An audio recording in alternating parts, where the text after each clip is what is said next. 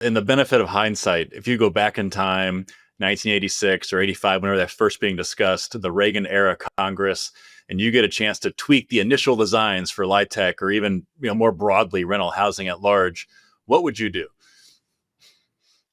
Yeah, that's a great question. And as you know, I've testified for like Congress, both the Senate Finance Committee and the House Ways and Means Committee, so I've had a chance to share many of my thoughts. But if you take me back to 1986, I guess I would say the good news is a number of the changes I would have made then have already been made. Good. So there was originally you had to finance 70% of your project costs with private activity bonds to be eligible for the tax credits, which was then lowered to 50%. So that change has already been made. Then obviously the One Big Beautiful Bill lowered it to 25%, which we'll talk about in a moment. But initially also the 9% and 4% tax credits were floating rates. And initially the 9% was higher than 9 and the 4 was lower than 4 after the first year. And both of those, we've created floors so they don't float as much as they used to.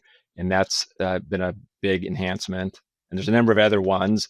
But in terms of what I would do that hasn't happened yet, I probably, and it's not related to Section 42, but I probably would have changed the way in which the passive activity rules came into effect and allowed more individuals to invest in the low-income housing tax credit.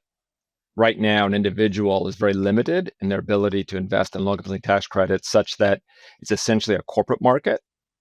And I think the time now is to expand the investor base to make the credit even more efficient by increasing the demand for the credits.